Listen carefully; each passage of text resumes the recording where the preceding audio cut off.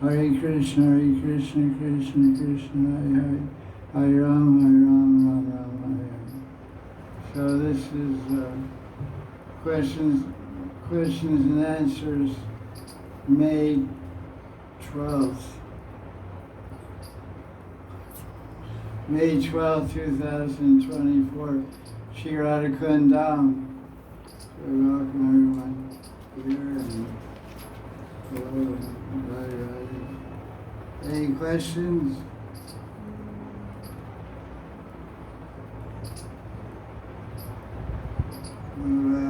Italian question.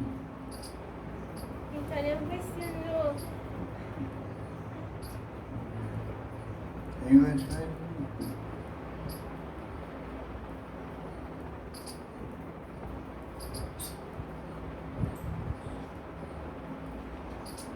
This book, you have this book. Yes. Has in page 120. 121 has Usul Nilamani Kiran, which is a summary of Usul Nilamani by Vishnu. You should read that. You all your question about Kalahantrita Bhav, this one, that one, is all described there. Yes, in fact, what was one of my questions?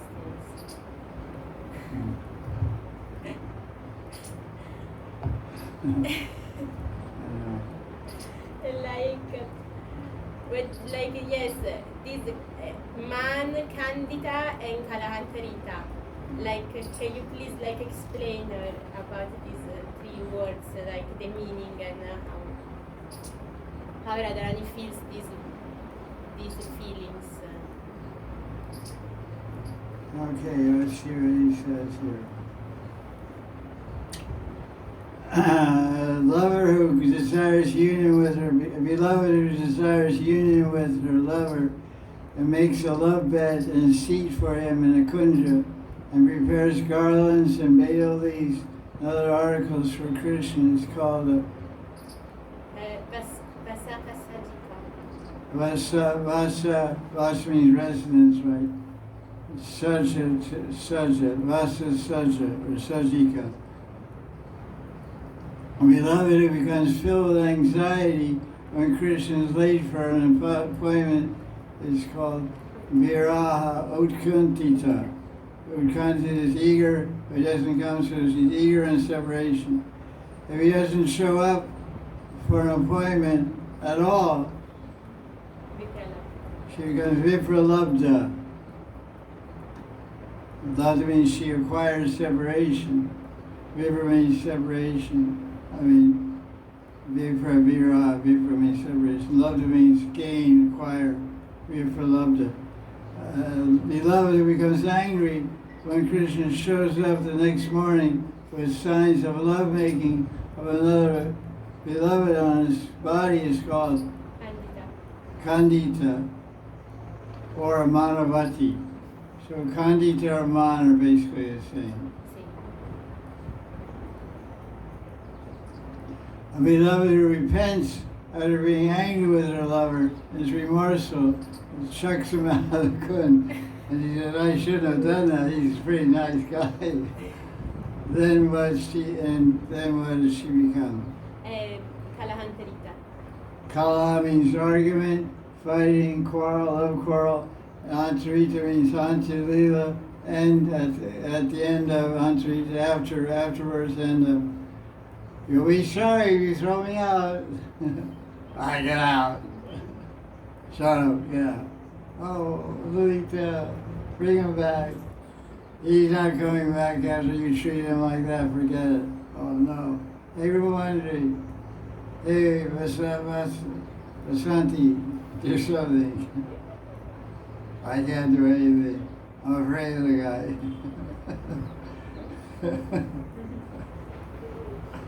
I had to send a commander there. Lalita. No, that tough guy over there. That tough Mandri over there. She'll get him back. Let's get her girlfriend up, team up on the guy, beat him up. She becomes overcome with grief. Kalahantarita. So let's, so this is a summary basically. Let's become the 360 kinds of heroines. Love, beloveds.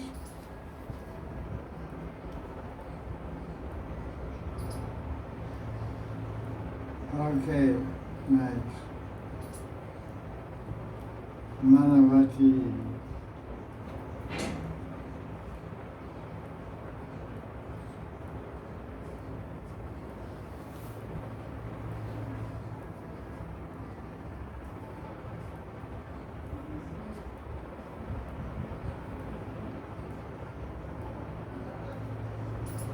Listen to this.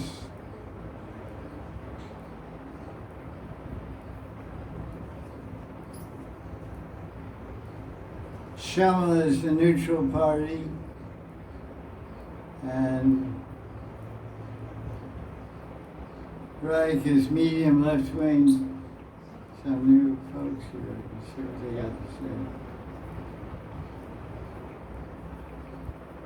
Any questions, answers?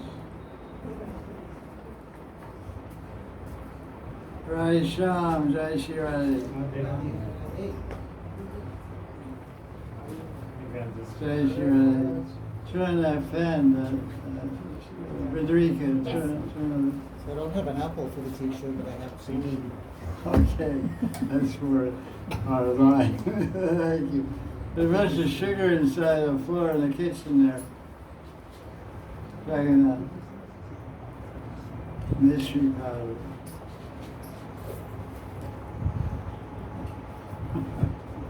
Gee.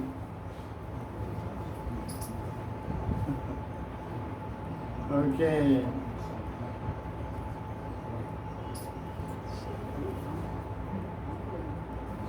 Questions? Okay, great. How does one develop humility without being proud of it?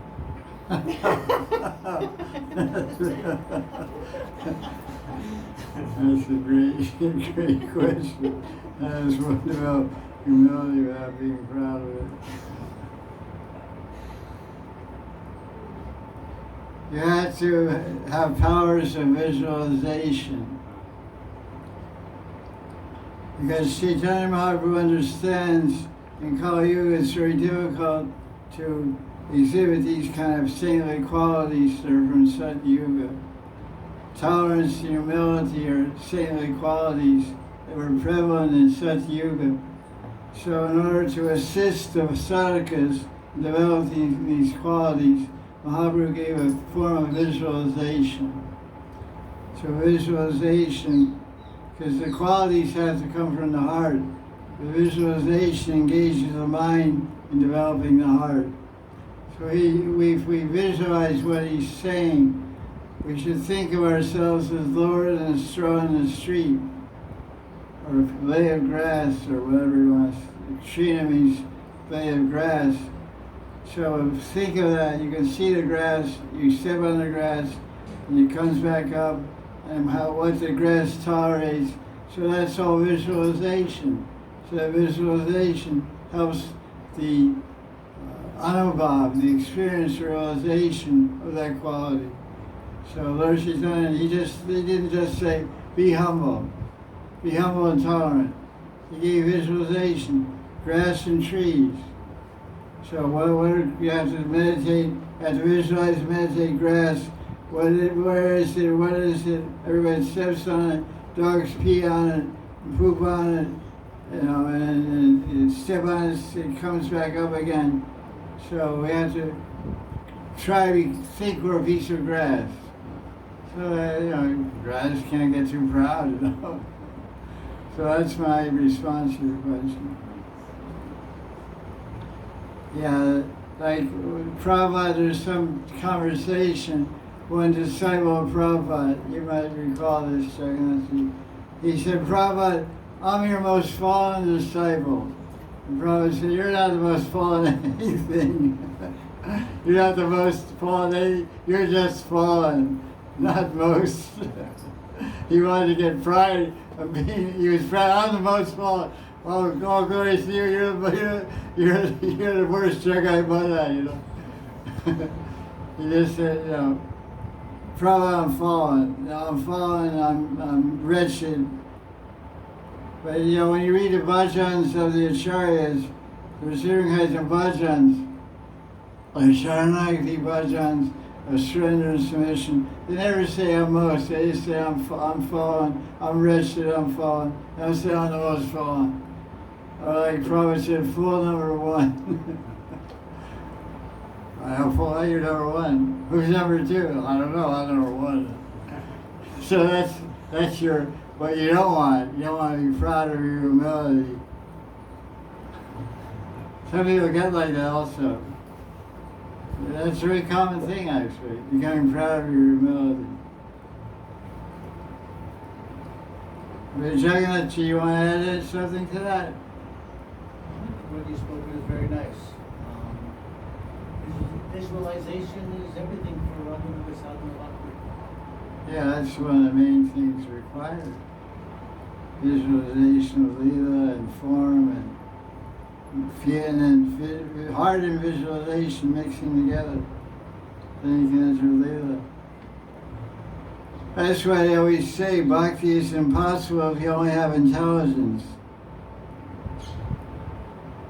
So that's like Gyan, yoga Gyan.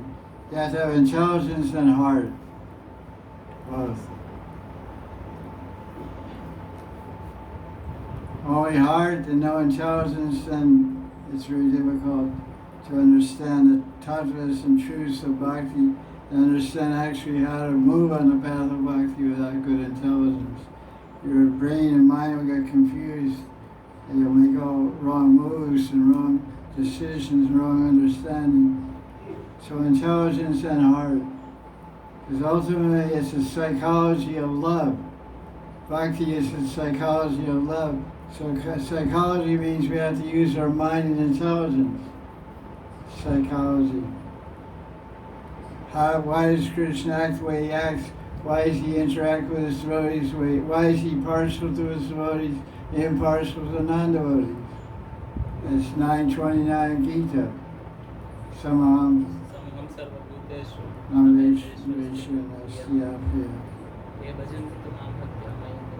Krishna says, as Paramatma, I'm equal to everyone. That's that verse. Verse talks about Paramatma, the generic, the God, Paramatma. Samaham Sarvabhuteshu. I'm equal to every living entity. But then he talks about the person, Krishna, Bhagavan. But I'm a person. I have likes and dislikes. So this is psychology. Psychology, you like this, you don't like that. That's your mentality, that's your abhiman, that's your psychology. So Krishna says, someone who tries to love me and serve me, and my devotee, I'm partial to him. So love means partiality. And psychology, like Krishna, because Krishna is a person, he has a mind. He has likes and dislikes. That's why we do what we do, why we eat what we eat, why we offer our food, because Krishna has a mentality and he wants us to make his mentality favorable to us by doing what he likes. He doesn't like onions and garlic. We do. We all like it. Everybody eats onions and garlic. They like it. It's very popular. But Krishna doesn't like it. Radha doesn't like the smell. So, she doesn't cook that stuff. So we're trying to please Krishna's mind, which means we have to know how he thinks, how he feels. So mind and heart are both required. Mind, intelligence, and heart are necessary for bhakti development. And bhakti has to be a lover and a psychologist. Interesting combination. And usually a psychologist is a little dry, a little impersonal type. But a bhakti yogi, or yogini, let's say, a woman, a bhakta has to be a psychologist and a loving person also. I just think of Krishna. Krishna has 360 types of mentalities he deals with. They're called nayakas. Usually the one he describes 360 types of lovers of Krishna. They all have different mentalities. You know what it's like to deal with one wife? He was married, these two guys were married. You're in Baba Siddhanta, you don't know about this stuff. I was married Oh, for 5 years. oh, how unfortunate. Well, I got over it. The good fortune was that it was only 5 years, right? Well, she's the one that ended it, so this was mercy. Yeah, it's mercy, causes mercy. I never got the mercy. I didn't get trained up. It's okay.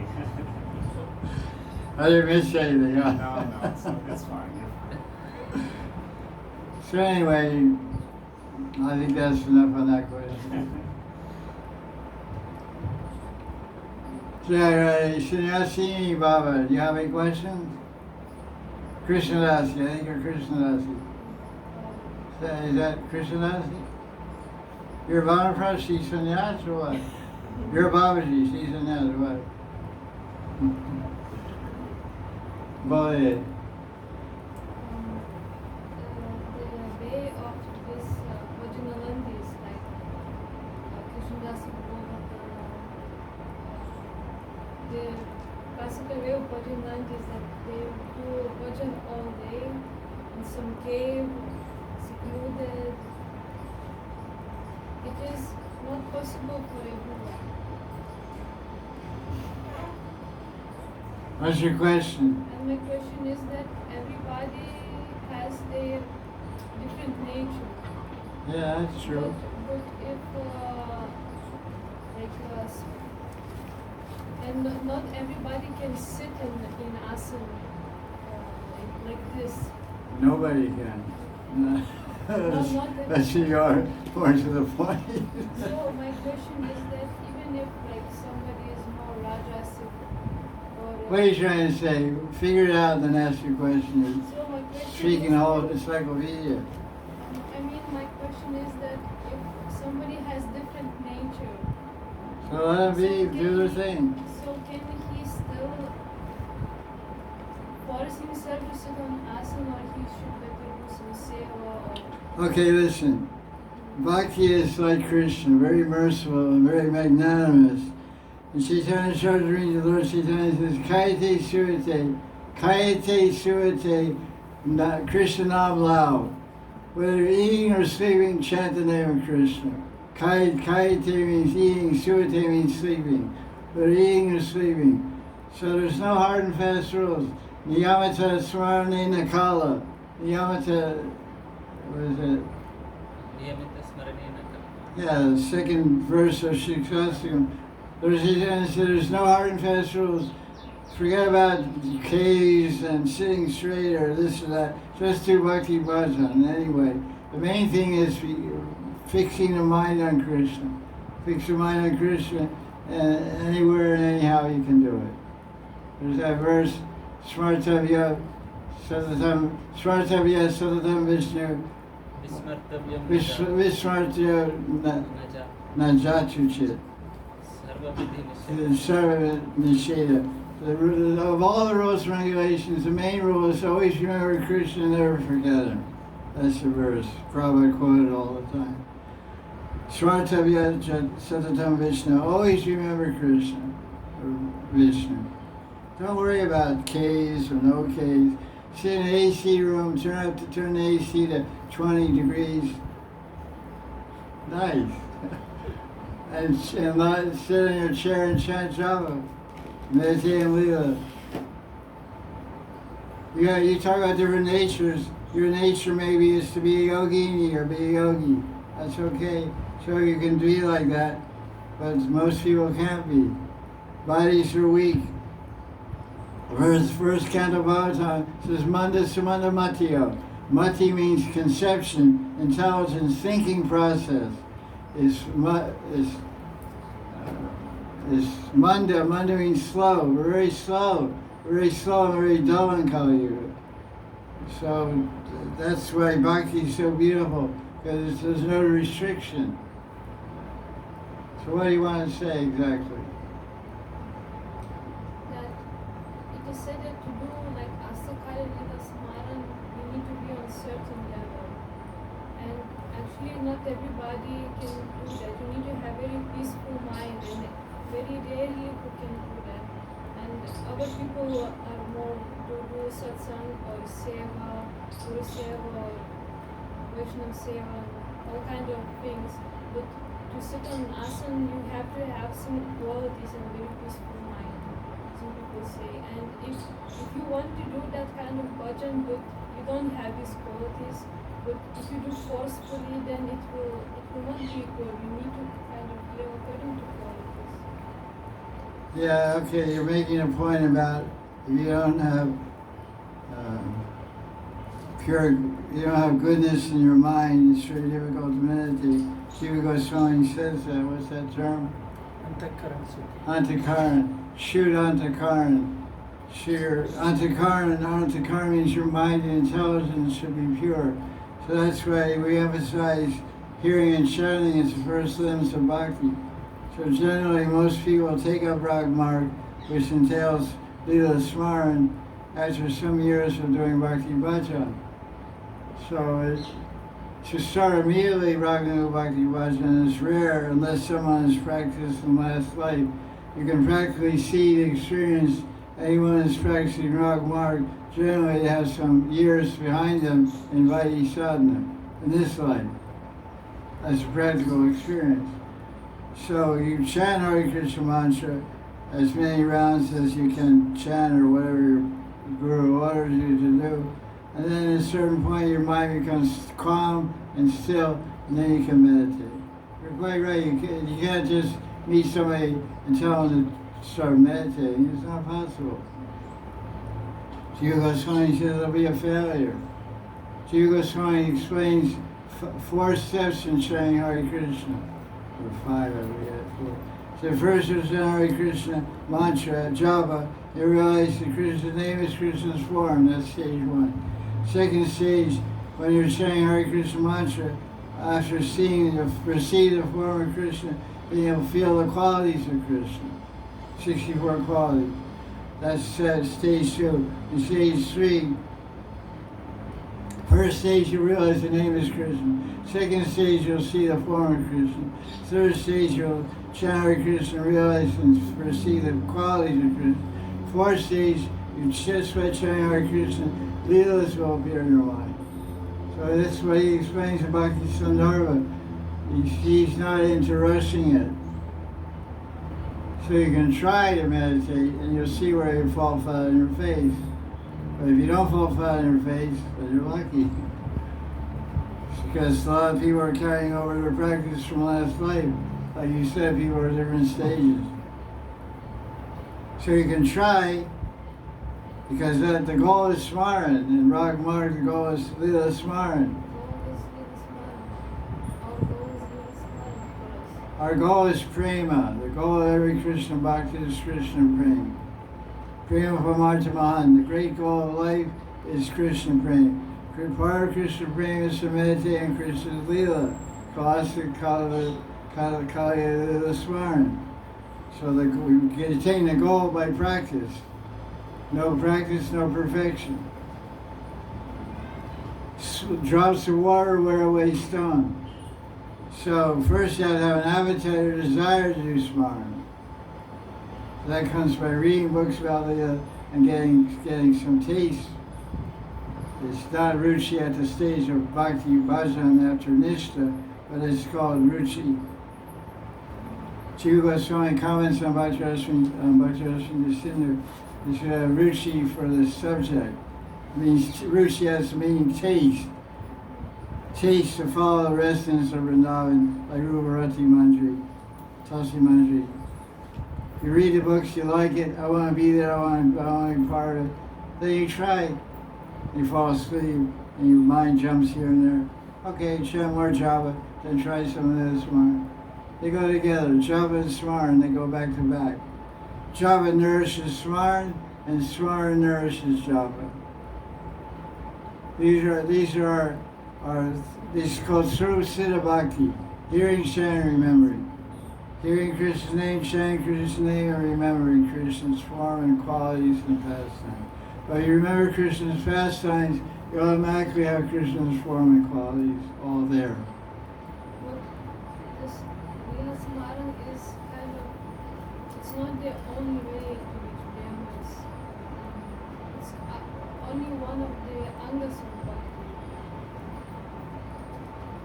Like, because not everybody's nature is to sit in asana. Like somebody reaches Brahma by serving Vaishnava. So The nature, you're talking about nature, there's two natures. There's Atma Svabhav and Sharira Svabhav.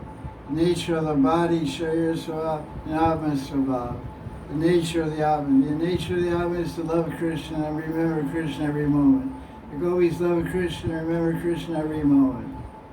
Their gopis are doing remember Krishna every moment, plus doing everything else. Plus washing clothes, plus cooking meals, plus milking cows, everything they're doing, but they're remembering Krishna. Remembrance, love and remembrance are synonymous. You love someone, you think about them, you can't stop thinking about them. This is the meaning of love. You dream about the person you love, you think about them, you talk to them, you're absorbed in them. And the gopis are for example of that. There's one verse in chapter 10th canto, chapter 29. It says, Krishna Grihita Manasa. It says, Krishna Grihita Manasa. That Krishna, Grihita means sees. He sees. He captured the minds of the gopis. He stole their minds. We translate stole. But it means he sees. He just like grabbed their minds. Krishna Grihita Manasa. They're always remembering Krishna. So you say, but the nature of the body, the soul, pure souls are absorbed in prema and swaran. That's all they do. They remember Krishna every moment and serve Him. So we can't remember Krishna every moment. So we do related services, puja, and study shastra, and all different things we do. Sing kirtan. But the ultimate issue is to think of Krishna. The gopis pray to Yogamaya. They pray to Krishna, please help us forget you. The gopis are praying, you don't get out of our mind, get out of our mind, we can't do our housework. We start, washing the pots, we drop the pots. They were thinking of you, oh Krishna, boom, boom. I drop on my toe, it hurts. Clay pots, I cook a big clay pot, ow, oh. Krishna got my mind, I gotta wash the pots.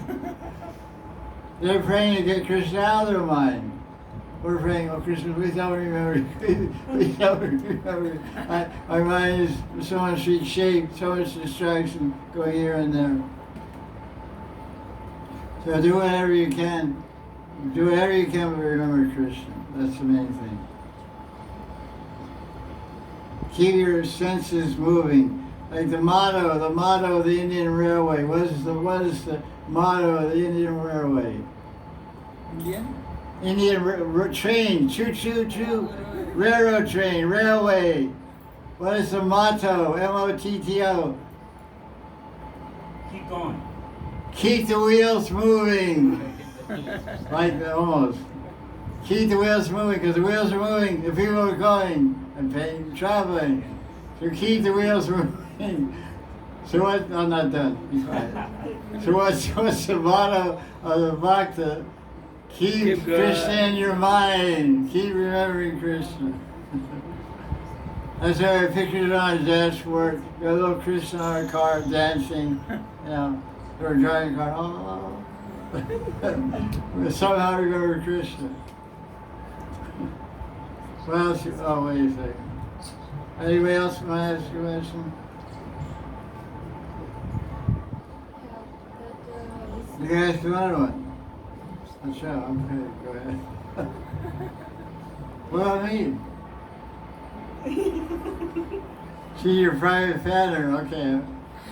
Carry on. Okay, what do you want to say? It's kind of clear to me that somebody is preaching that Leela Smaran is the topmost, and we kind of must do it. Somebody is saying to her that Leela Smaran is topmost. Okay, so don't you want the best? No, I'm saying They are not at that level to do it. preaching is that it is almost like the only way that is to become a manjari, you kind of you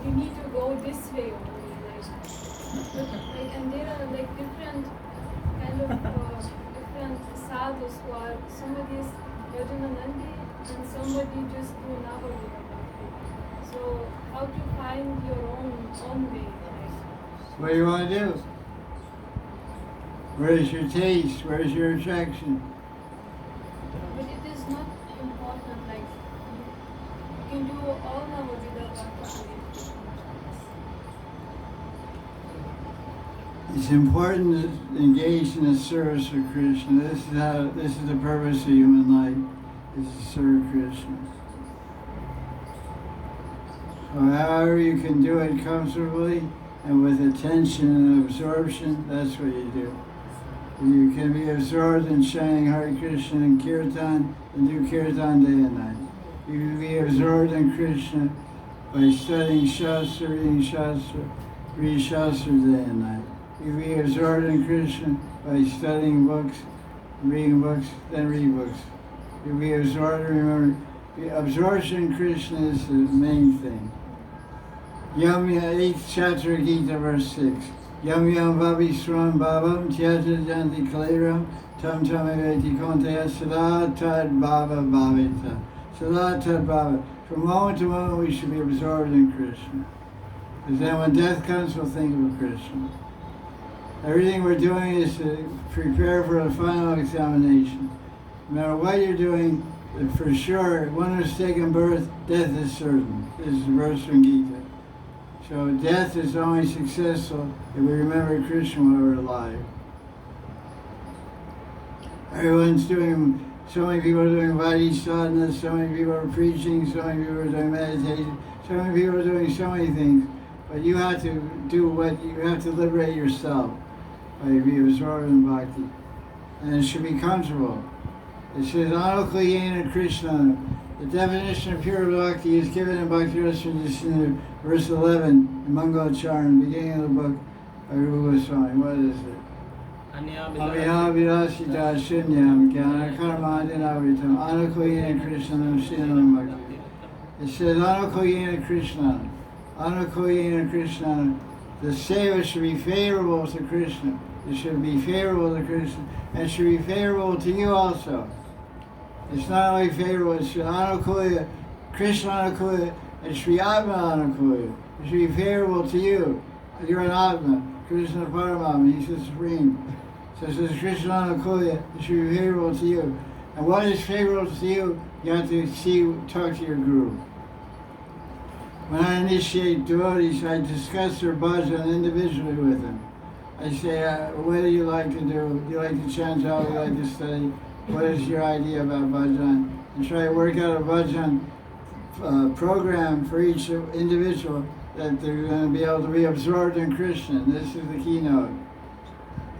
This is the whole function of everything we're doing, is to be absorbed in Krishna. That's what we really like to read. I say, okay, read all day. Chant 4 rounds a day, bas.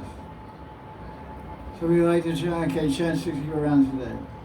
I have people chanting 64 rounds, I have people chanting 4, I have people chanting 16. You know, all different things depending on individual. I have to find that ruchi, that thing that drives me forward, that I really like. That'll absorb your mind, and that will liberate you. Wherever your mind is absorbed, that will give you liberation. We in Krishna, not in Maya. The Bhakti Marg is very wide, very wide. The Bhakti Marg is totally subjective, individual. There's one Krishna and one Radharani for every single bhakta. There's one spiritual world for every single bhakta. How about that? That's how individual it is. Because it's a plane of consciousness. Your consciousness enters into that spiritual consciousness, probably called the spiritual sky. Like you look at the star, look in the sky at night on a clear winter night, you see millions of stars. They're all situated in one sky. So in the spiritual sky, there's millions of spiritual, it's called parakashtas. Parakashta means spiritual compartments. And when that one compartment is you and your Guru Varg and your own Radha Krishna, your own Manjari Sakhi, your own spiritual entourage, everything there. Narada Muni proves this point. When he went to Dwarka, he went into 16,000 palaces. Every palace he saw one Vasudeva, one Devaki, one Daruka, one Balaram, one Rohini. The only thing that was different in each palace was one queen. There were 16,108 individual spiritual worlds in Dwarka. There's one spiritual world for every queen. One Krishna, one Devaki, one Vasudeva. Jaya Sri Radhe. I'm glad you came back. Yeah. I have a gift for you also. Thank you. As a Radhe Shyam, Jaya Radhe. Hey, get some, you have some mat here? Okay, good. So, fans working okay.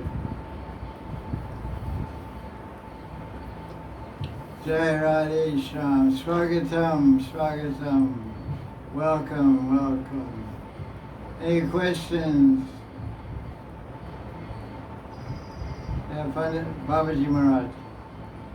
Would the 64 transcendental arts be a good place to start where you try to find something you would like to do for Radha and Krishna? I didn't quite catch The the 64 hours. transcendental arts? Yeah. Could these be like a form of bhajan, like mentally practicing these arts for Radha and Krishna? 64 arts, we should mentally practice these. One of the arts is how to tell fake gems. You go to Lawyer's Art or a jewelry shop, you can look at it, he's calling emerald, you can look at it, that's fake.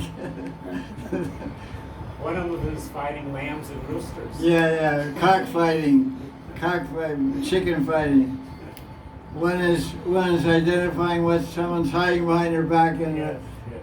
in their hands. One is reading minds. That'd be good. That'd be too. No, thank you. Reading my mind, own mind is enough of a nightmare. I got a built-in horror show, you know.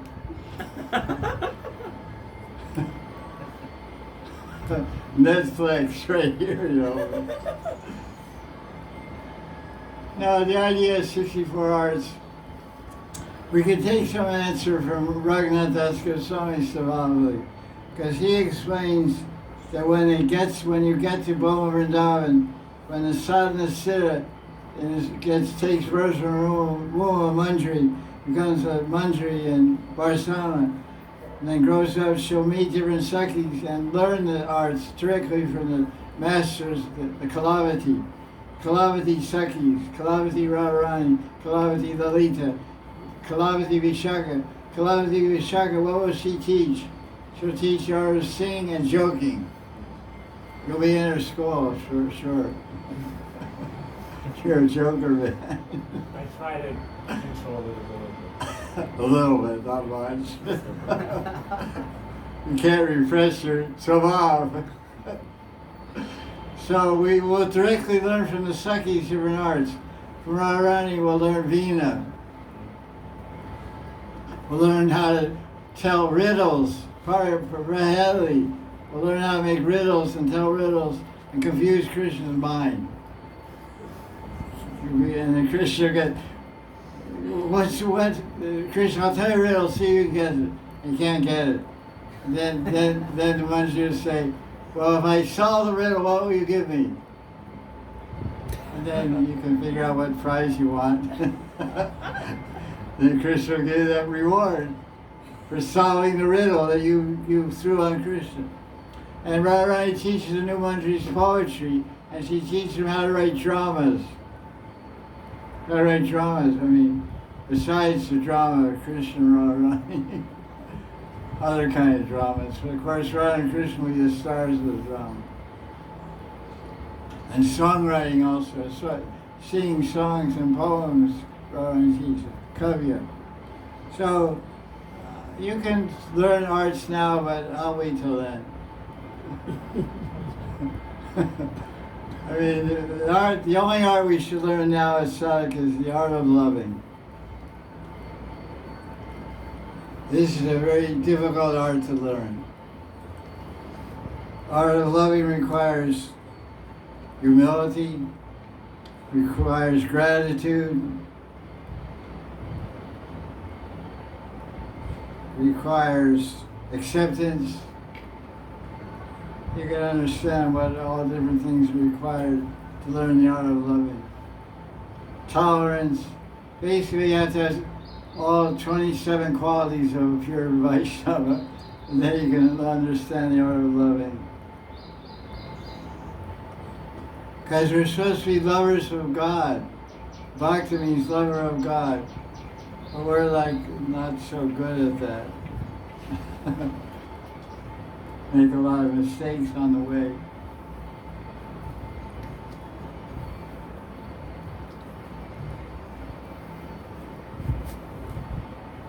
The Brahma Samhita published by Gaudiya Vaisnava, one purport by the Siddhanta listed as 64 arts.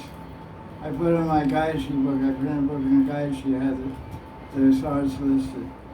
They're really amazing arts. Writing dramas and doing plays is an art. Playing with children's toys. I like that. Playing with children's toys. Yeah. Making music with pots of water. Yes. Like a xylophone or something. Or now it's very popular to get these Tibetan pots or something like that for water, meditation, dying. You know, there's some kind of nice vibration, makes you feel peaceful or something. We have such a cheap way to become peaceful, you know, just chant Hare Krishna. That's its own sound in your brain. Hare Krishna, Hare Krishna, Hare Rama. I remember I was the temple president once, and upstairs in the temple, the women would chant japa. It was a house, and downstairs a bed. So my office was on the first floor, and the ground floor was temple and kitchen and all that stuff. So I sometimes be in my office, and ladies were in the prasadam hall on the first floor chanting japa. It sounded like a beehive. I thought it was a beehive. That really high pitched voice. There's like 10 ladies, 15 ladies.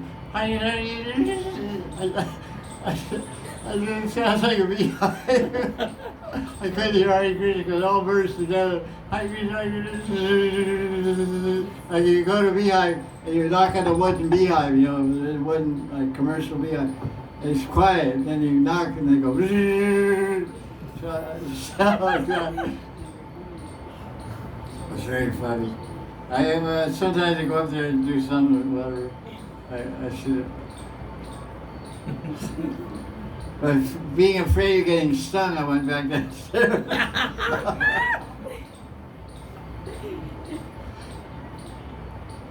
Question.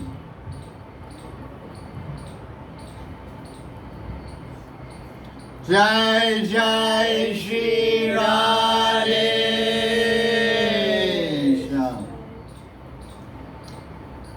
There you go in there.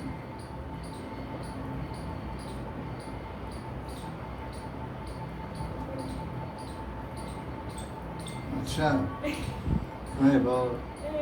Just like desire to share this because you before said about this art of fight roosters fighting, to teach it to the roosters how to fight, and like I have found how this is a seva of to Radharani, so how Radharani enjoys this. So maybe if you want to. This Paratali. What's the question? No, like sharing this why this fighting of the roosters, because it was my question so much why they have this art, what is the meaning of this art, and so here like in Pratalila it's I have found. Who wrote this? This is the Baba Skutika that Kutika by Sri Krishna. That's his own addition. Because the Gaudiya is all kinds of quotations from Govinda Lamrita Bhavanamrita. This is his own idea. I found this, so like if you can comment on this. So what's the question? If like you can comment, is this the reason? Because Well, first of all, let's understand what this, because Krishna's Leela is in a culture. It's a culture of ancient India. And in the culture of ancient India, they had kings and queens and princesses and all this type of thing. So there's certain kinds of activities the kings and queens have done over the last thousands and thousands of years. Like, one thing that kings like to do, they like to fight. So they like fighting. So there's certain sports that men like and certain sports that women like. Women like table tennis and badminton and volleyball. And men like boxing and karate and all this kind of stuff. And so the men like to see cocks is a slang word, roosters fighting. They bet on it. And they have their teams, roosters teams, So Barsana has a rooster team. And Nanagram has a rooster team. So sometimes when Radharani's in Madan and she's separated from Krishna and she's very unhappy, so the Sakhis call in some rooster guys, rooster wallows. And then they set up a little arena out in the yard and they bring roosters there and they bring Radharani to watch rooster fight because she's a princess. So the kids say she's going to get money to rooster wallow. So it's a sports event. So Sakhis come and then they I don't know if they bet on the roosters, I don't know, it doesn't say that. So they bought some roosters and they fight and so then Lalita Sakhi said, this one's Krishna. This big rooster, this one's Krishna. And this rooster's Radharani. Or then they make jokes, they're girls, they're not some old, ladies like us, They're fun, they're full of fun and zest, Z-E-S-T, zest, very fun and playful. So Radharani, that's you, yeah, that's me. And this way they take out their, anger with Krishna and their mind, and they start laughing and joking. And they say, which one's Lita? That one's Lita. There's 5 or 6 roosters jumping at each other. So that was Chandrali. One rooster's Chandrali. One spot was Lita. They give the rooster's name. Like one time, I took prasadam in Jagadguru Kripalu's ashram in Vrindavan. I had some friends over there. They were waiting for lunch. And when it's lunchtime, this like sabji is called Gauranga, and puris and rotis are called Radharani, and dal is called Krishna. So whenever it's serving something, they say Krishna, Krishna. They bring dal. You say Radha, Radha, Radha, bring sabji. Or whatever. They had different names for everything. It's really nice. So like the Gopis, when they had this rooster fight, one was Lita, one was Sandali, one was Fire, one was Saibya. And this way they gave names to roosters and laughed and had a great time. So that was a question or just? Thank you, Gurudev. Here, go have your cockfight.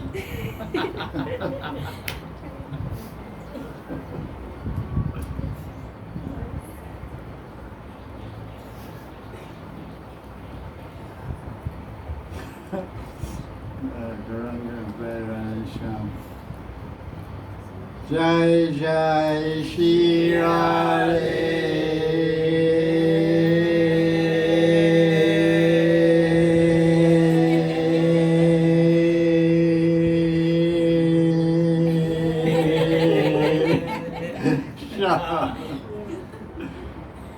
I didn't eat much for lunch. There's still some air there.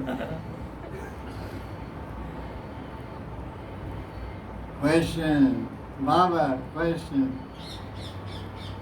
Yeah. You mentioned that the real goal to develop love to Krishna and love to Radha. So then you started to different qualities which we need to develop to develop love. So should we, like in our process, focus on developing these separate qualities, or is this love coming from the association in our smara? How actually this love of Godhead, love of Krishna, love of Radha, how does it come? Should we try to cultivate the qualities separately, or should we just try to associate With the our saints. smara to develop? How the love comes. Yeah, the question is asked about love has different aspects and different components or qualities that come together and make a loving person, a loving attitude, and loving expression, and loving behavior, and loving thoughts, and loving communication. So, do we try to develop those qualities one by one, or do we just meditate on Leela and all the loving devotees of in the Leela, like Lalita Vishaka, Radha Krishna, Guru, and by associating with them in Smaran, we'll take on their qualities. So I think the answer to this question is subjective. It's my understanding. Both things are required. Both things are contributed to the result. By meditating and associating with loving people of the spiritual world, of course we take on their qualities. That's what it means to receive their mercy. Because we're supposed to become, that's called equalization. It's called generalization. It's called Sadharnikaran, which is described in Bhakti Rasamrita Sindhu and the chapter on Baba Bhakti. It's generally an aspect of sadhana, this practice at the level of Baba. But Anantas Babaji wrote a book called Rasa Darshan. He said even as a sadhaka, you can practice Sadharnikaran. Sadharni means common, equal, generalization, equalization. So this, even as a sadhaka, we're not the level of Baba actually, obviously.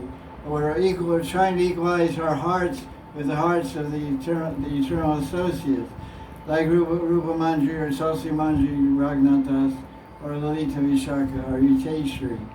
And that's part of our smaran, our daily smaran, to meditate on them, on their form, and their leelas with Radha and Krishna. And by their mercy, these qualities of all of those, the kaleidoscope of qualities that make up what is called pure love will come to our heart.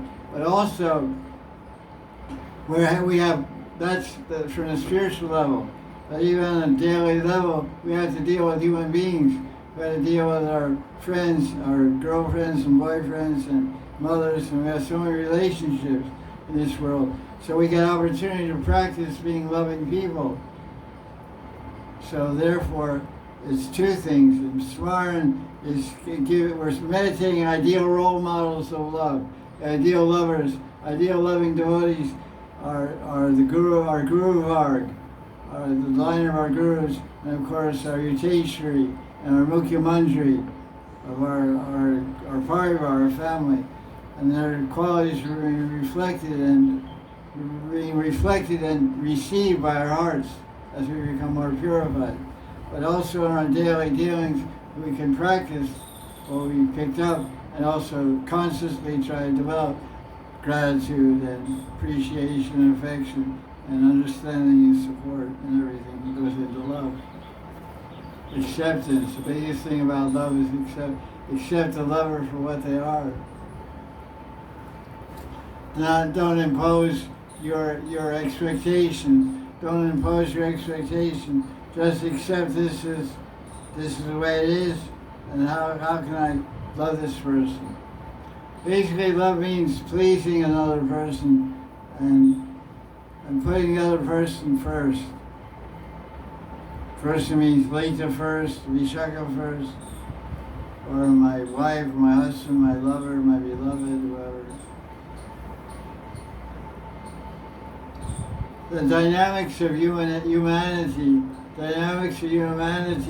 is a great opportunity to develop love. That's why we're human beings. We're not human beings to fight. That's animals. Animals are fighting for food, fighting for zonal supremacy. You become a human being to learn to love. That's the whole idea. Everything else is bestial. It's bestial existence. Haranitra Maichan Bayam. This is what every beast is doing, every animal is doing, eating, mating, sleeping, and fighting. So we only do those things as human beings. We failed the humanity test. It's called, in Bengali, it's called Dui Padu Pashu. Dui Padu Pashu, two-legged animal. Pashu means animal, Padu means feet, and Dui means two. Dui Padu Pashu, two-legged animal. We're supposed to be divine, loving beings.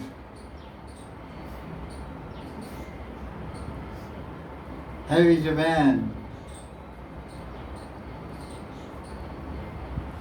That's why we take life after life to become successful in love.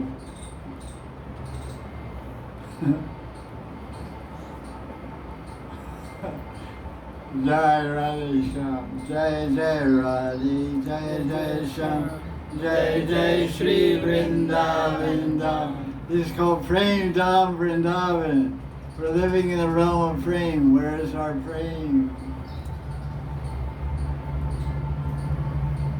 How is it you fell in the ocean and you're not wet? Amazing. This is an amazing thing. You got no clothes on, you fell in the ocean, you're not wet.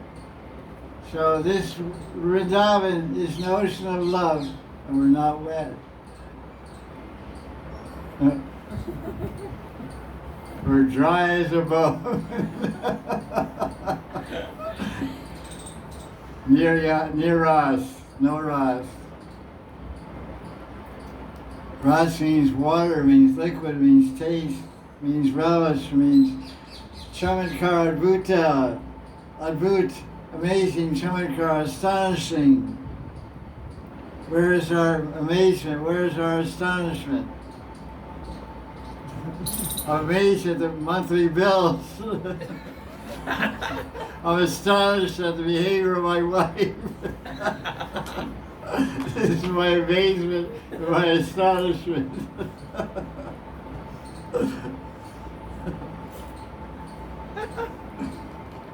I'm astonished at the behavior of my wife. I'm amazed at the amount of bills I have every month. Electric bill, gas bill, food bill, petrol bill. Hey, Radhe Sham. Question. Who is Sri Srimati?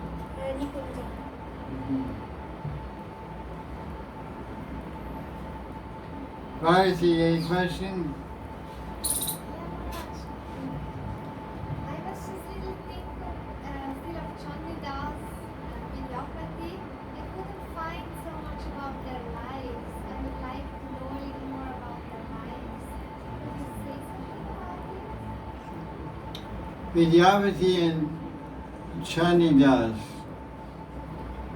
I was curious about that myself. I looked up on the internet. I can't remember much what I looked up. It's called Yuga.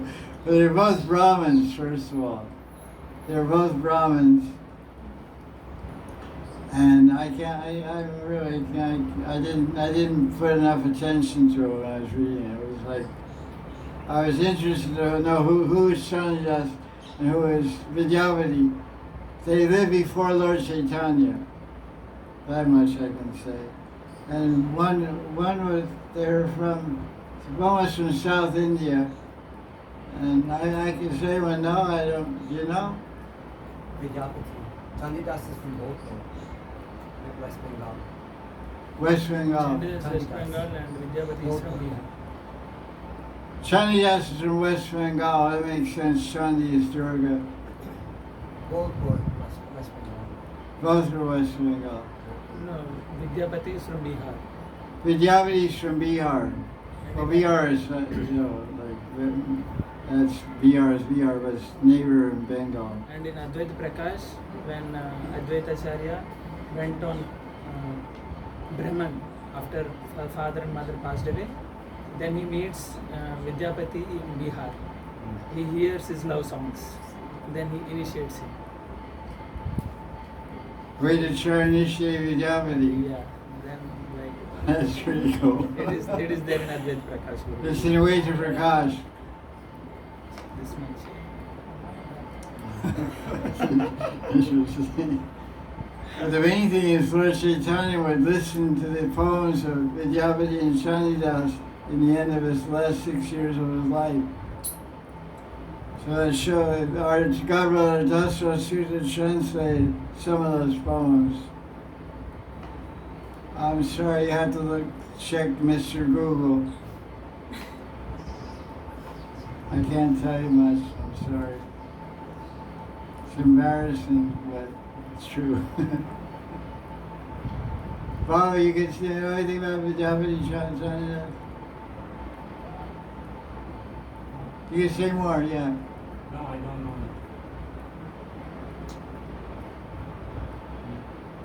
I just got done reading a book that was speaking about Chandidas and Vidyapati.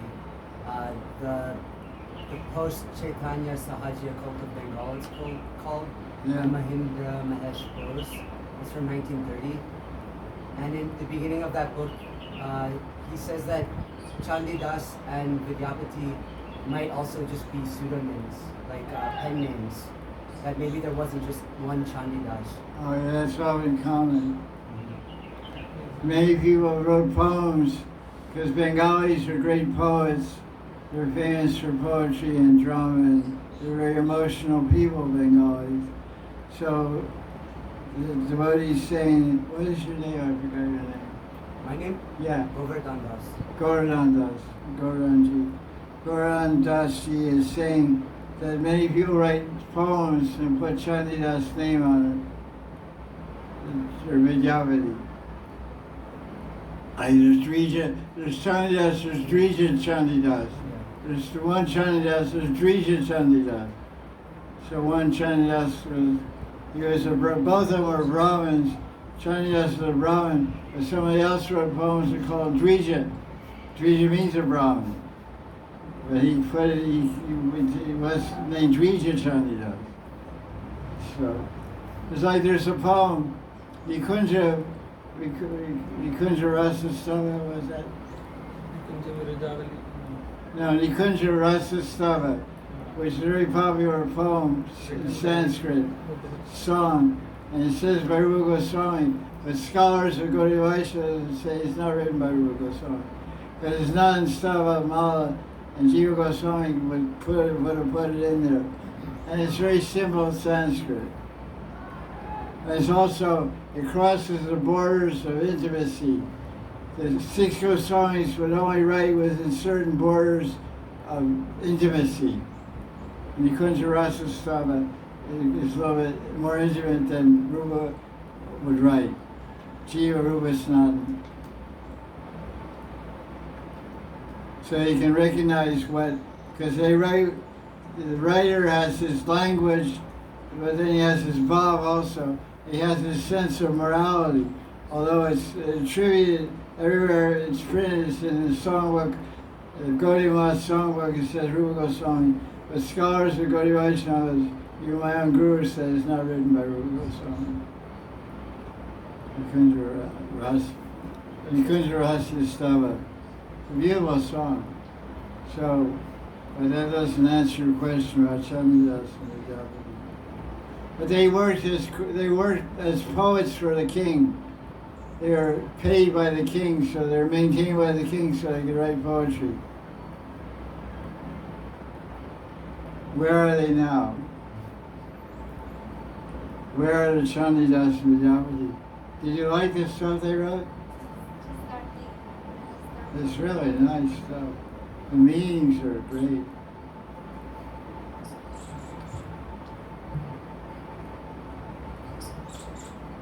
They have a phrase, They're praise and love. If you love someone, you love everything about them.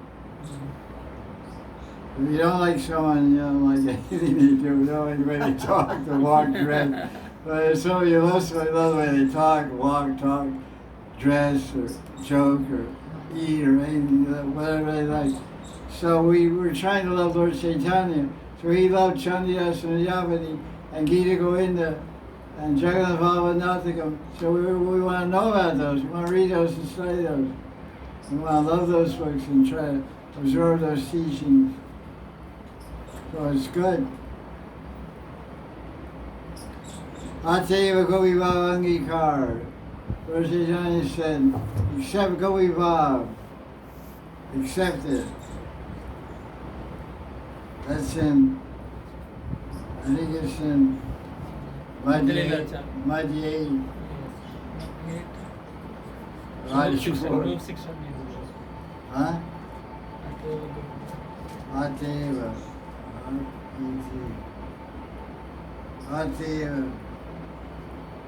Ateva Gopi Bhavakari. 838.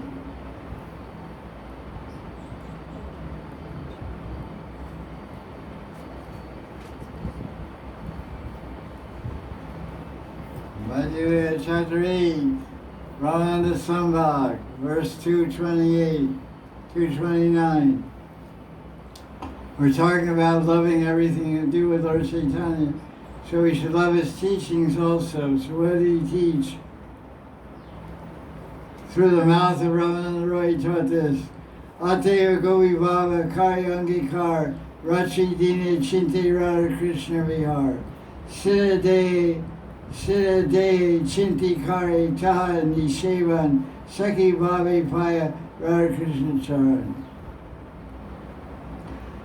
Therefore accept Gopi Bhav. Everyone should accept Gopi Bhav. That's one of my favorite verses. Gopi Bhav Angikar. Angikar means accepted. And then what do you do after that? Ratri Dina Chinte Vihar. Day and night think of meditating on Radha Krishna's Leelas. And then how do you do that? Siddha Deya Chinti Nishikari Nishivan. In your siddhas, meditating, thinking of your Siddha Deya, do seva. And if you do that, if you meditate on your Siddha Deya and do modesty seva to Radha Krishna's Asakana, what will you get? You'll get Saki Bhav Paya. Paya means receive. You'll attain Saki Bhav and the lotus feet of Radha Krishna. That's the whole sum and substance of Raghunath Bhakti in 2 slokas. Madhya chapter 8, verse 228, 229. This is the teaching of Chaitanya Mahaprabhu. So we love Lord Chaitanya, we should love his teaching and follow it. Jaya Jaya Sri Radhe. I didn't record that one. Okay, no problem. No problem. Question.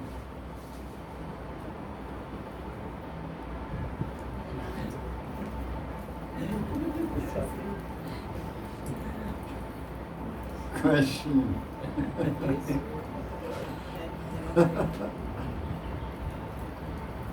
Okay, next question.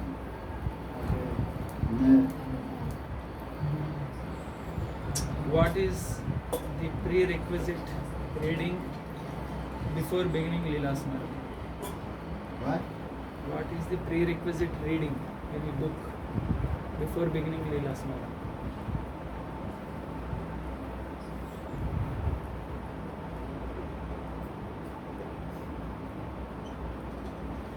The question is, what book should we read before we do Leela Smaran? It's not like, this is not the way it works. It's not some mathematical formulation or some college course, Psychology 101, Psychology 201, Psychology 301. It's not the way it works. Desire to meditate on Radha Krishna's Leela is just that. It's desire. You have a desire, you want to. You don't have to read any books before that. It's not that you read, so many people read so many books, they're not doing any smart. It's based on Ruchi and Rag. It's called Raganuga Bhakti. Rag means passionate attachment. Rag means passionate attachment to Krishna. The word Rag is passion. So if one has that attraction and attachment for Krishna, he can start reading today, tomorrow, any day. Start reading and meditating on Leela, Radha Krishna's Leela. There's not, you read this book and that book. You may read 100 books and still not meditate on Leela. To get the greed to meditate on Leela comes by the mercy of devotees for Krishna. It's all in Bhakti Rasamrita Sindhu, Part 1, Chapter 2, Verse 309, last verse of the chapter on sadhana bhakti. What is that verse? Bhagavat Krunya Bhakti Krunya Machula Vaika Hetuka. The only cause of greed to meditate on Radha Krishna Leela is the mercy of Rag Bhakta or the mercy of Krishna. So if Krishna gives you the mercy, you start meditating on Leela. If Rag Bhakta gives you mercy, you start meditating on Leela. If you don't get the mercy, you don't start. But just not to evade your question, but if you want to read in some systematic way, but there's no guarantee if you read these books I tell you to read that you're going to start meditating on Radha Krishna Leela. You don't do anything unless you have a desire to do it. The desire comes by mercy. But you want to try to force that desire to come, then the first thing you read is the commentaries on Shikshastakam by Anantadas Babaji Maharaj. And the second book you read is Guru Tattva by Anantadas Babaji Maharaj. And the third book you read is Prem Bhakti Chandrika with the commentaries of Anantadas Babaji Maharaj. And the fourth book you read is Madan Shiksha with the commentaries of Anantadas Babaji Maharaj, which is contained in Stavavali with the commentaries of Anantadas Babaji Maharaj. Basically, the bottom line is you read books of Anantadas Babaji Maharaj because he's a great Rasik Jan and a great Rag Bhakta Acharya and a great Prema Bhakta of Radha Vrindavan Chandra. Surely, by his mercy, you get a desire to meditate on Radha Krishna Leela.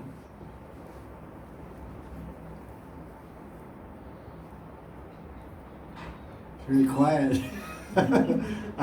They say silence means agreement. So everyone in this class is agreeing that you can trace everything back to the commentaries and books by Anantadas Babaji, which were first put in English by Advaitadas from Holland and translated into other languages after that. It's an interesting idea. These books were written in Bengali originally and translated in English secondly, and thirdly translated into Hindi from English. Because the Hindi people didn't know English. I didn't know Bengali, they know English. So they translated. The Hindi books of Anantadas were translated from Advaita's English book. So these two devotees were indebted to them. Of course, Russian, of course, is translated from English. So this is a great contribution. So we read these books, Prem Bhakti Chandra, Manashiksha, Guru Tattva, and then you'll get going in the right direction. Well, another next question? Yes, good.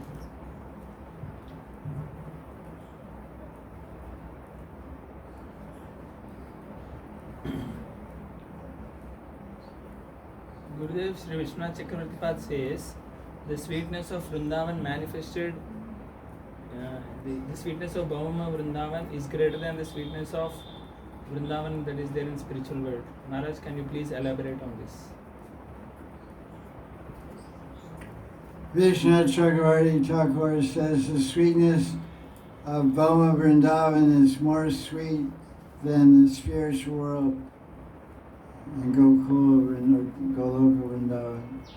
Can I comment on that? This point is made by Acharyas because there's some features of Krishna's Prakad Lila in the material world which aren't available in the spiritual world. Like Krishna's birth and growing up pastimes are very sweet pastimes. They go on in Boma Vrindavan. In the spiritual world, Uppercut Lila, Krishna is eternally 15 years, 9 months, and 7.5 days. That's Nitya Lila.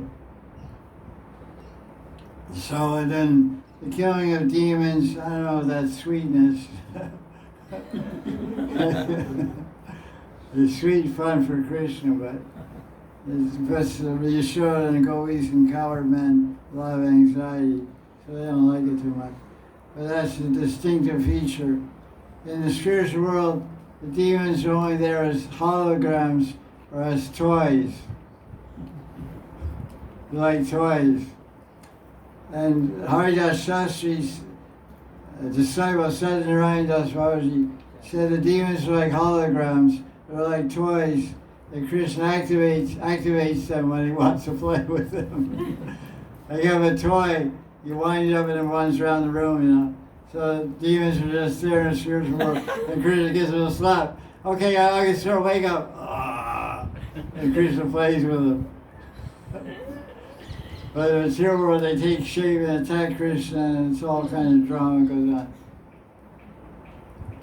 So, Vishnu Chakravarti makes a nice analogy.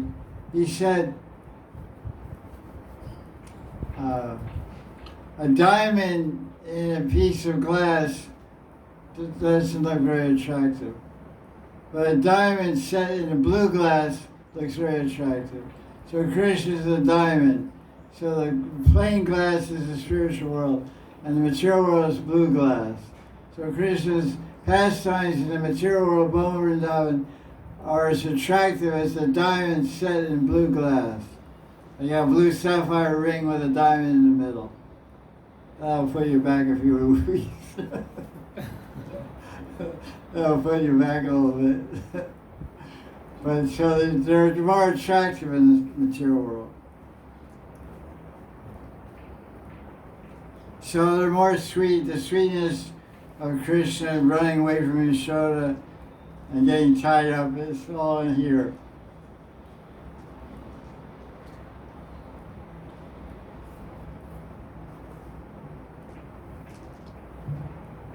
There's not much said about it, that's what's said. That these leelas are here, that makes it sweeter because the more leelas are here.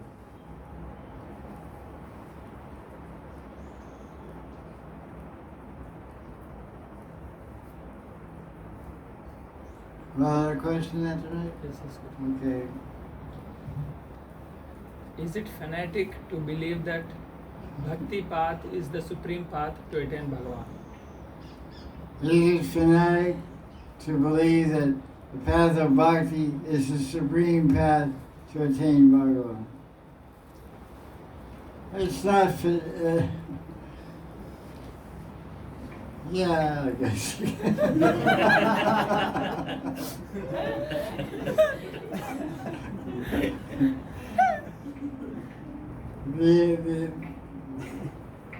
The supreme path is the path that fits you. You should, whatever your path is, let me rephrase the statement. Whatever path of spiritual practice you have, you should be fanatic about that. If your path is Gyan Yoga, you should be fanatic about Gyan Yoga. If your path is Karma Yoga, be fanatic about Karma Yoga. If your path is Brahma Suyuja or whatever, you should be fanatic about it. You should be mad about it. I don't know, fanatic I don't like, but mad I like. You should be a bowel. You should be crazy in love, crazy. Be crazy and mad about it. Louis Chaitanya is called a divine madman. People at the time when he was living 500 years ago, 530 years ago, 35 years ago, people said he had a vata rogue. Nimai Pana has vata rogue. He has a disturbance of his air. Ayurveda, vata kava pita. And the Ayurvedic doctors would come to Mother Sachi with special oils, special Ayurvedic oils. So they wrote this on your son, said he's crazy. He's running all around saying Hare Krishna everywhere. He must be crazy. So we rub some oil on his head. Cool him down. So the guys take it pretty serious. They usually have a lot of oil in their hair. The guys usually really grease their hair back. So is it fanatic to think bhakti is the best path? Yes, I think it's fanatic. But you should be crazy about Krishna. You should respect everyone's path. Everyone has their path. Respect it and honor it. Your path is the best path for you, and my path is the best path for me. Don't bother me. Leave me alone. You're asking for trouble.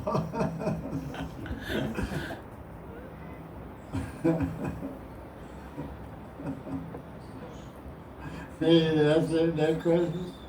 Okay, good. Tonight.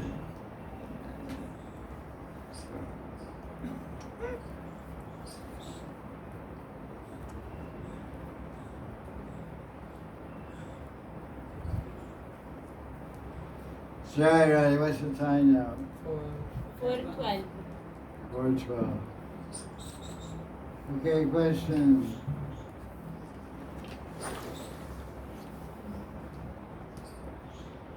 Question? Yes. So we go to the spiritual abode with our Guru Varga. The place where our Guru Varga is, we go there. Like when we reach city, and if we go there, can we meet like someone from another Parivars?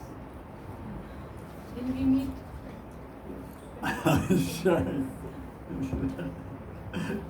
Excuse me. Can we meet someone from another Parivar? Like, You're in jail. The question is asked, when you go to your own spiritual world, can you meet somebody from another spiritual world? Basically, what is the meaning of the word Vaikuntha?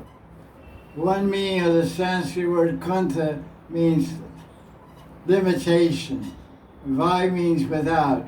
So Vaikuntha is a plane, P-L-A-N-E, an area, a realm, an area where there's no limitation. There's no limitation there. The trees can fly, the trees can talk, the trees can walk. Nothing is limited there. So if you're on the way to Parivar and your best friend is a Nityananda Parivar, you can cross over. There's a sign at the end of your spiritual world. Thank you for visiting our spiritual world. Please visit it again. When you cross that sign, you see a sign. Welcome to Nityananda land. It's Nityananda spiritual world. Well, I hope you have a good time. So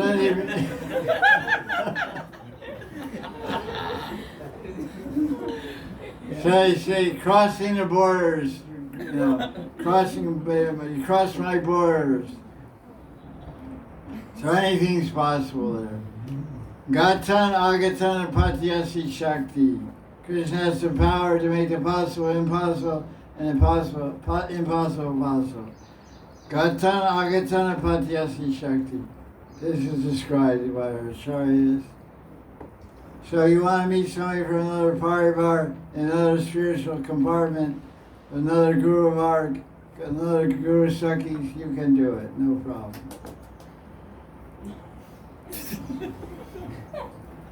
See you there. I'll meet you at the border. Well, I'm Nityananda, so I'm excited about seeing you guys.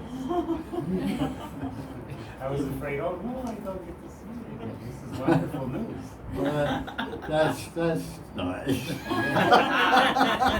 Welcome to the party. I was trying to get rid of you. Well, I'll ask permission first. I won't just crash the car. You're okay. You can come without invitation also. Oh no, you're here. Oh God. Yeah, it's already too late. Actually, that's one of the 6 Vaishnava Maharaj, which we hope are happening up there. No.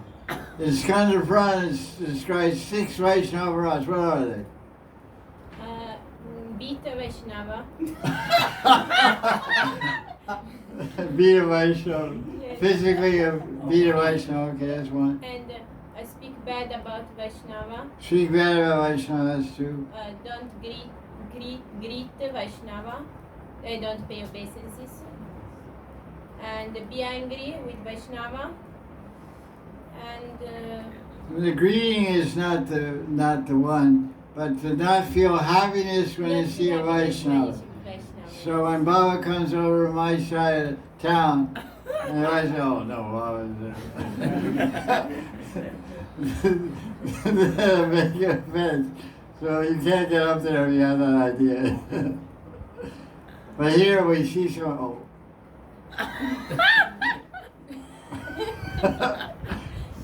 I was with a sannyasi for a while.